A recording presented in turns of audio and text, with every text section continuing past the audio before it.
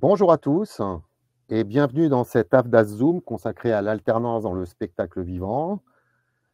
Alors, si vous nous entendez bien, merci de lever votre pouce. Vous pouvez en bas appuyer sur le bouton réagir.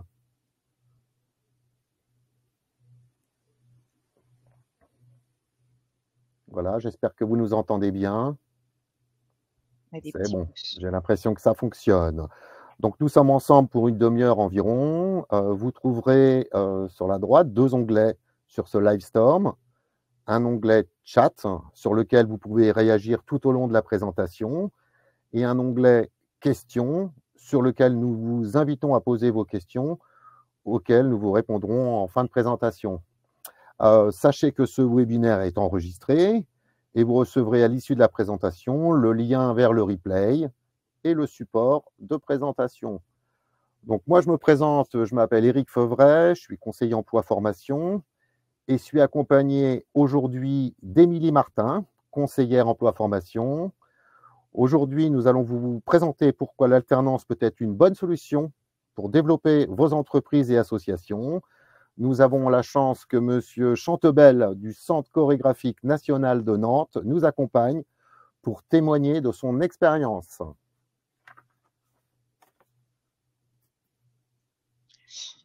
Alors, en quelques mots, qu'est-ce que l'alternance? Le principe de base, c'est d'alterner des périodes en centre de formation et des périodes en entreprise. C'est apprendre en travaillant et travailler en apprenant. C'est avant tout un contrat de travail en CDD de 6 à 36 mois ou en CDI. Il y a 2 façons de conclure un contrat en alternance, soit par le contrat d'apprentissage ou le contrat de professionnalisation. C'est une formation qui est financée à hauteur de niveau de prise en charge pour le contrat d'apprentissage et selon un barème horaire pour les contrats de professionnalisation. Il existe aussi des aides incitatives au financement. Pour le contrat d'apprentissage, on a l'aide exceptionnelle à l'embauche. Pour le contrat de professionnalisation, une aide avec France Travail. Il y a aussi des réductions partielles des cotisations sociales. Et enfin, l'aide à la fonction tutorale pour les structures de moins de 11 salariés. Pour plus de détails sur les dispositifs, leurs modalités de mise en œuvre et de financement, nous vous invitons à consulter nos playlists alternance sur notre page YouTube ou encore mieux, à contacter votre conseiller ou conseillère formation. Alors, commençons par quelques chiffres. L'alternance dans le spectacle vivant, c'est 3302 contrats conclus en 2023. Près de 90% de ces contrats sont conclus dans des compagnies, chez des prestataires de services, des producteurs et des diffuseurs. Le nombre de contrats en alternance se réalise principalement au sein de structures de moins de 50 salariés. Et on a même des structures à effectif 0 salariés permanents. Alors attention, dans le spectacle vivant, les structures ne sont pas réellement à zéro puisqu'elles sont composées d'intermittents du spectacle, de bénévoles, présidents de structure ayant le pouvoir d'embauche. On peut donc recruter son premier salarié en alternance. Concernant la répartition des contrats par territoire, on constate que la majeure partie des contrats est signée en Île-de-France, reflétant la logique de concentration des structures du spectacle vivant dans le bassin parisien. Donc en conclusion, l'alternance, c'est donc toute taille d'entreprise, toute région et toute activité du spectacle vivant. Vous êtes donc tous concernés. Maintenant, nous allons faire un petit zoom sur les certifications que l'on retrouve le plus en alternance dans le spectacle vivant. Donc, comme vous pouvez le voir, nous avons un top 10. Sur ce top 10, en gras, vous voyez les certifications et familles cœur de métier. Et on en retrouve 7 sur ce top 10, dont principalement des formations techniques, artistiques et d'administration. On retrouve aussi des certifications plus transverses autour de la communication et du marketing, liées à l'organisation et à la promotion d'événements, mais aussi à la gestion de projets. Une grande majorité des certifications du top 10 sont de niveau Bac+2 et plus. Pour aller plus loin et avoir plus d'informations sur les métiers leurs évolutions et les certifications de votre secteur, vous pouvez consulter le site des observatoires de l'AFDAS ou taper sur un moteur de recherche « Observatoire des métiers du spectacle vivant ». Alors, les alternants que vous embaucherez peuvent aussi bénéficier d'un accompagnement spécifique par audience pour lever les freins au logement et à la mobilité. Cet accompagnement est proposé aux alternants couverts par un contrat santé prévoyance audience. Donc, vous retrouvez toutes les coordonnées d'audience à ce sujet.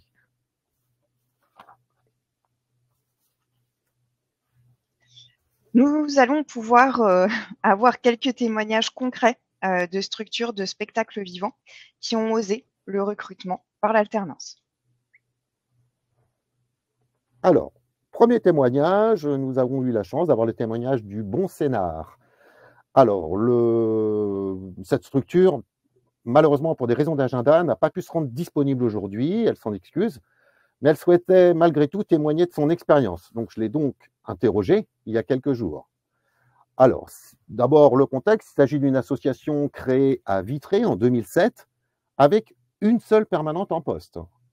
Cette association gère des activités de production et de diffusion de spectacles, d'accompagnement et de conseil de projets artistiques, l'organisation d'un festival de musique, on va le nommer, les Fanfarfelus, au mois d'août, et s'occupe de la mise en place d'actions culturelles auprès d'écoles, EHPAD et IME. Beaucoup d'activités donc. Alors je lui ai demandé ce qui a amené l'entreprise à penser à l'alternance. Alors pour l'entreprise, cela répondait à un surplus d'activités, notamment dans la communication, mais aussi à un besoin de soutien aussi sur la partie administrative et production. Les missions multiples étaient bien définies dès le départ. Alors j'ai enchaîné sur les raisons qui ont poussé l'entreprise à choisir l'alternance. Alors de manière pragmatique, l'entreprise m'a répondu tout d'abord un aspect financier, car l'embauche d'un salarié classique n'était pas envisageable. Mais il leur semblait intéressant aussi d'intégrer au sein de la structure un ou une jeune qui peut apporter sa fraîcheur dans la communication, grâce notamment à sa maîtrise des réseaux sociaux. À ce sujet, une phrase m'a marqué lors de l'interview. C'est « Notre apprenti a amené dans l'association des compétences qui n'existaient pas avant ».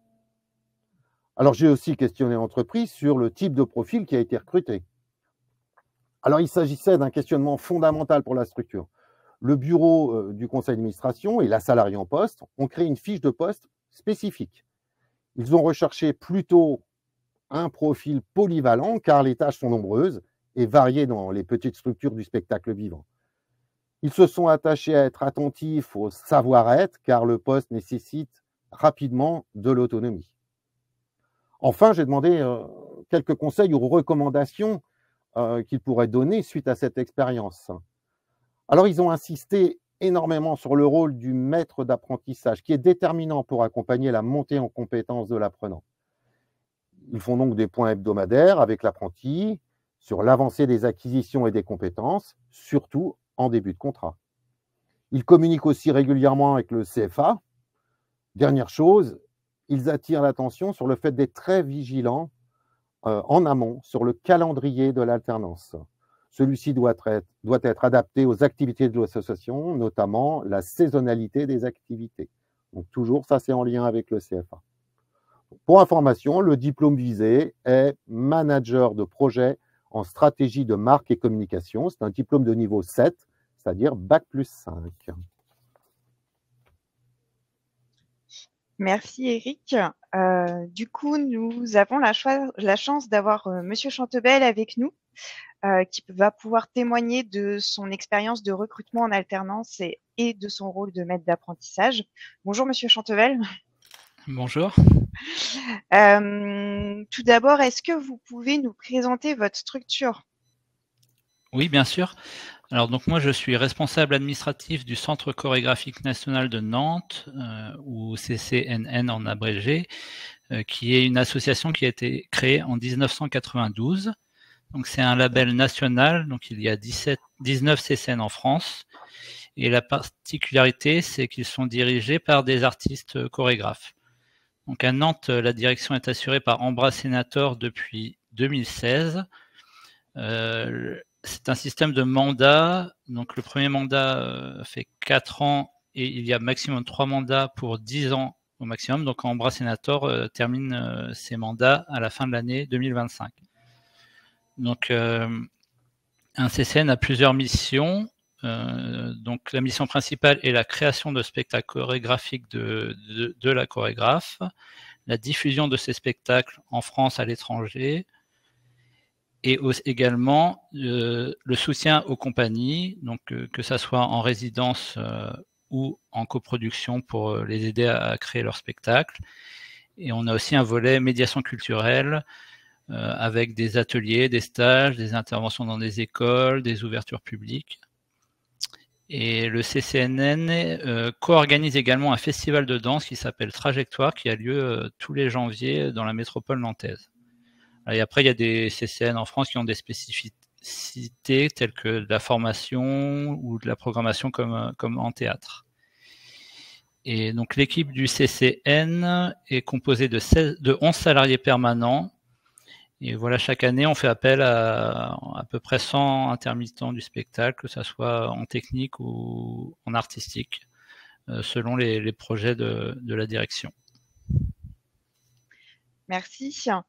Est-ce que vous pouvez du coup maintenant nous dire comment vous êtes arrivé au projet de recrutement d'une alternante? Oui, alors à la base, nous avions une personne à la comptabilité qui était en CDI à mi-temps. Et au moment de son départ à la retraite, on s'est posé la question du renouvellement. Et voilà, moi j'avais des contacts dans le cercle privé de personnes qui dirigeaient des écoles supérieures et qui m'ont dit bah écoute, nous on fait de l'alternance et ça peut être intéressant vu que la personne était à mi-temps, ça peut couvrir un temps à peu près le même temps au niveau de l'alternance. Donc voilà, on s'est lancé dans le projet et on s'est dit également que un profil un peu plus jeune pouvait apporter. Moi, ça fait 18 ans que je travaille au centre chorégraphique dans l'administration. Donc voilà, je me suis dit qu'un profil plus jeune pouvait apporter aussi des nouvelles méthodes de travail et une nouvelle dynamique dans l'équipe aussi au niveau plus global.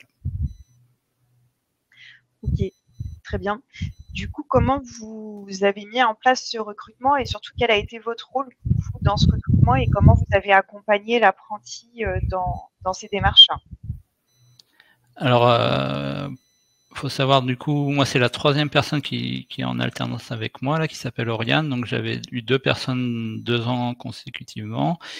Et donc par rapport au profil que j'avais eu précédemment, c'est une personne qui habitait au Bénin au moment du recrutement. Donc j'ai fait le recrutement après une visio.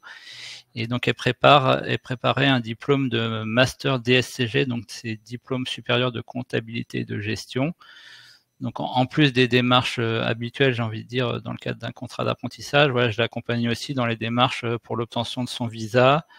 Donc voilà, j'ai échangé avec vos services, avec l'école pour c'était un peu nouveau également pour moi. Il a fallu être très réactif pour qu'elle puisse arriver en temps et en heure et en France pour avoir avec son visa. J'ai aussi accompagné dans les recherches de logement en France à Nantes, vu qu'elle connaissait pas du tout le pays.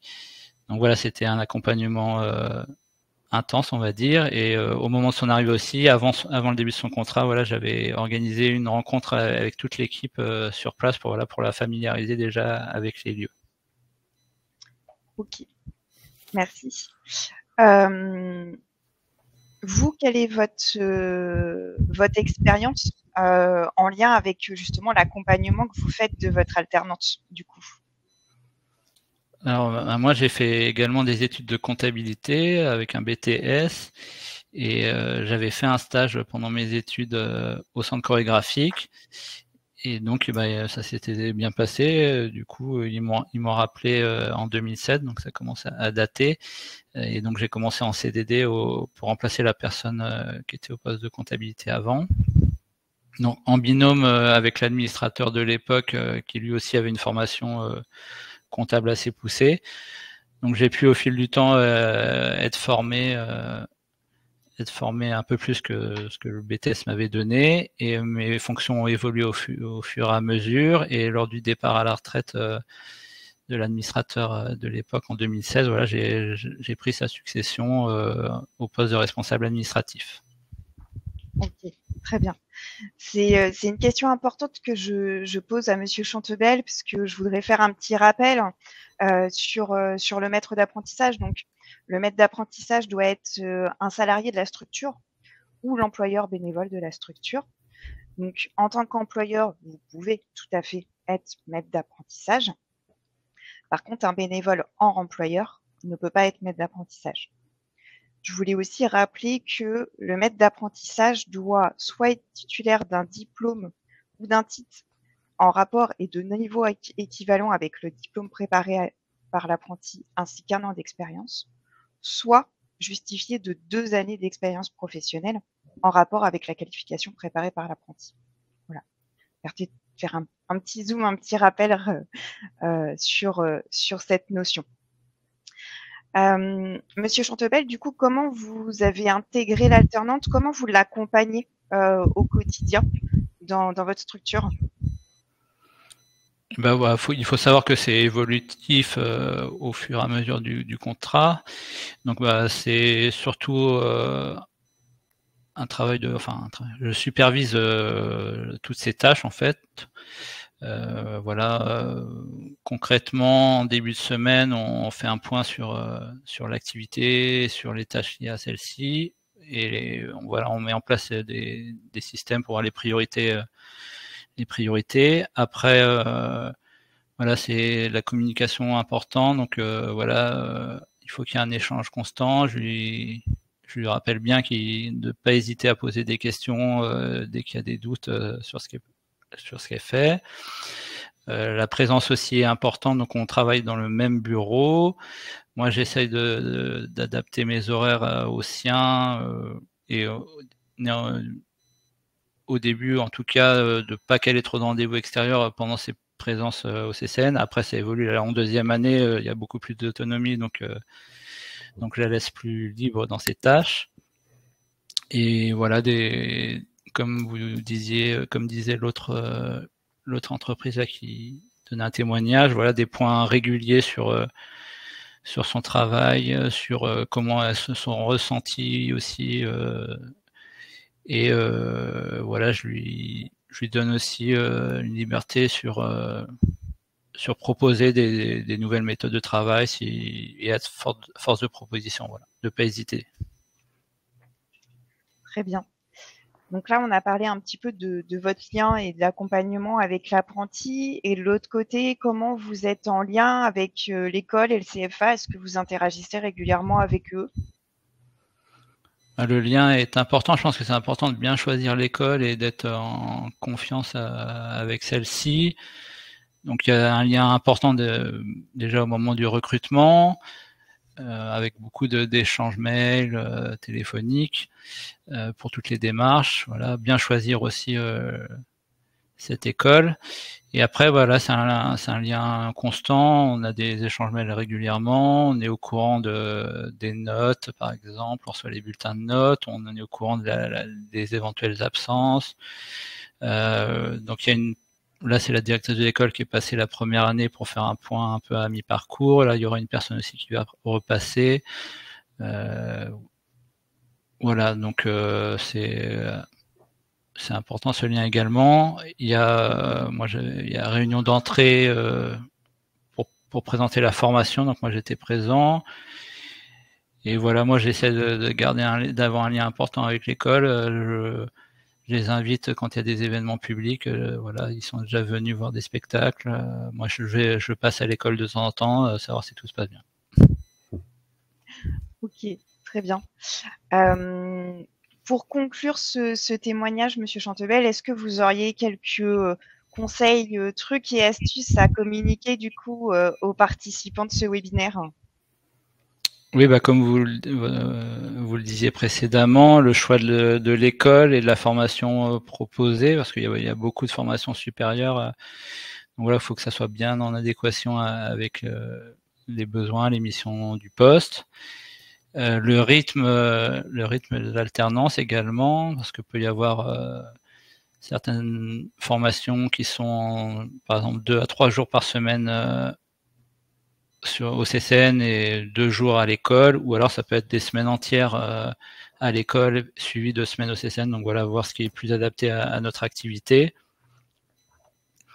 Moi, ce qui m'a marqué aussi, c'était la formation avant l'arrivée de la première personne en alternance, la formation, si vous pouvez me confirmer, qui était prise en charge par l'AFDAS, des tuteurs-tutrices. Ouais, et voilà, je crois que c'est 1 semaine de mémoire, et voilà, ça m'a donné beaucoup de clés aussi pour accompagner la personne, et notamment ce qui m'avait marqué et ce que j'ai mis en place, c'est mettre dans de bonnes conditions la personne lors de son arrivée, de ses premiers jours, donc être vraiment présent.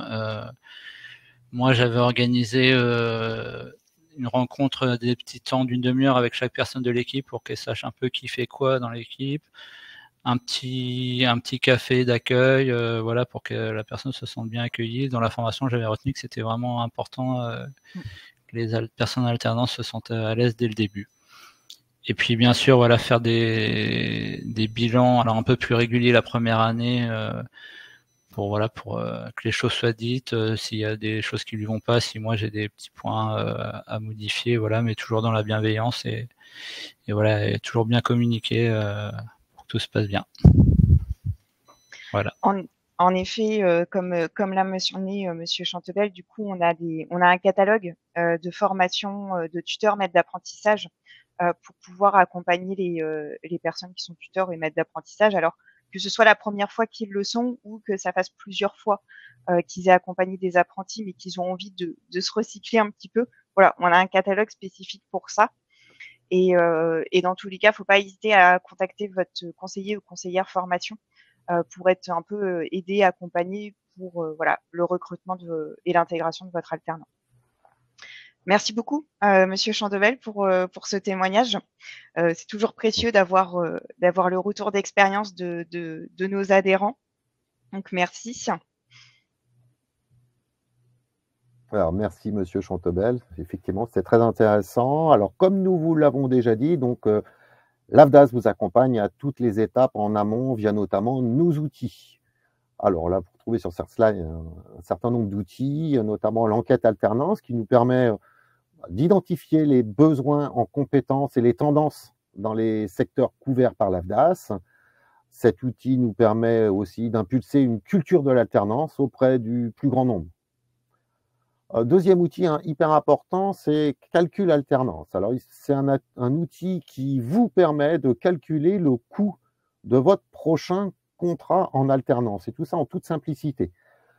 On va estimer la rémunération, les coûts pédagogiques et l'éventuel reste à charge. C'est un sujet sur lequel on reviendra peut-être d'ici quelques semaines, parce qu'il y a pas mal de nouveautés. Vous pouvez également comparer entre le contrat d'apprentissage et le contrat de professionnalisation, qui peut parfois être plus intéressant. On prend en compte les dernières actualités réglementaires, notamment le référentiel des niveaux de prise en charge. Plein de choses, et ça vous donne effectivement une idée sur le coût de l'alternance. Vous pourrez aussi découvrir un autre outil, la carte apprentissage. C'est un tout nouvel outil pour accéder en quelques clics à l'offre de formation en apprentissage. Comme le disait M. Chantebel, c'est important de choisir la bonne école. Donc, l'offre de formation à proximité de votre entreprise, c'est un outil ergonomique, intuitif, et qui vous permet, par une recherche multicritère, par territoire, certification, niveau diplôme, de trouver la bonne école ou le bon CFA. C'est un véritable gain de temps dans votre processus de recrutement. Donc, comme vous le voyez, l'AFDAS vous accompagne à la fois sur la partie administrative et sur la partie financière. Vous n'êtes jamais laissé seul. Donc, vous retrouvez sur cette slide que vous aurez par la suite des liens cliquables sur tous nos outils jusqu'au dépôt du dossier. Donc, afin d'assurer un service de proximité, donc l'AFDAS a ouvert des implantations territoriales. Vous avez des questions, vous aurez les réponses via nos conseillers. Donc, ces implantations sont composées d'un ou plusieurs conseillers formation, comme Émilie et moi, qui assurent l'accompagnement des entreprises et des publics particuliers. Vous retrouvez un numéro de téléphone unique sur la présentation qui vous permet aussi d'être informé, orienté vers le bon service. Vous pouvez aussi nous retrouver sur les réseaux sociaux, donc que vous pouvez voir sur la slide, Facebook, Instagram, LinkedIn, sur YouTube aussi notamment.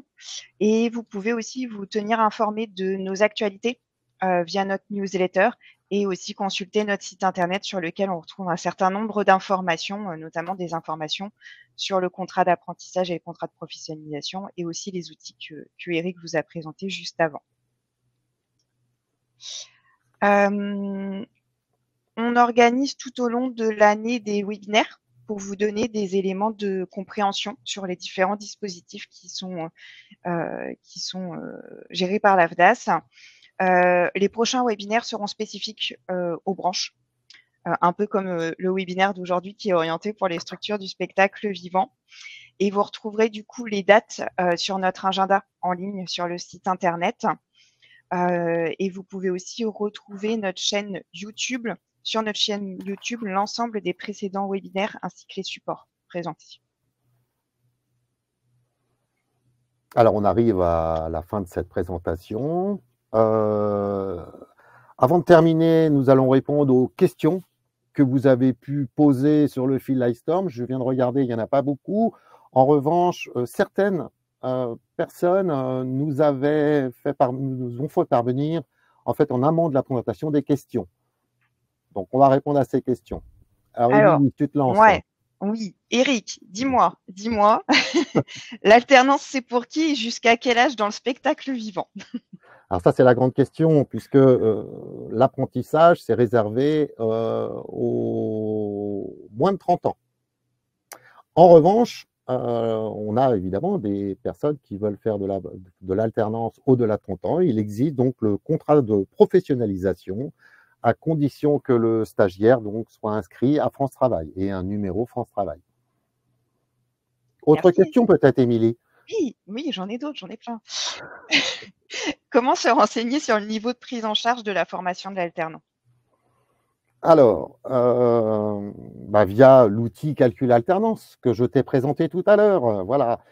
Non, alors effectivement, sur cet outil, vous retrouverez vraiment le niveau de prise en charge de la formation, c'est-à-dire le forfait ou le barème horaire par rapport au coût qui vous a été annoncé par l'école ou le CFA.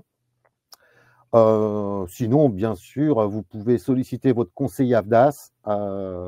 Et dans tous les cas, sachez que pour nous aider, il faudra nous fournir le numéro RNCP du diplôme. Merci Eric. Il y a eu une question sur les conditions de financement du salaire de l'alternant et le coût pour l'employeur, les aides. Alors là, il y a plein de cas possibles, hein, évidemment, en fonction de l'âge. Là encore, notre outil calcul alternance est le mieux adapté pour répondre à cette question. Donc, on prendra tout en compte. Merci.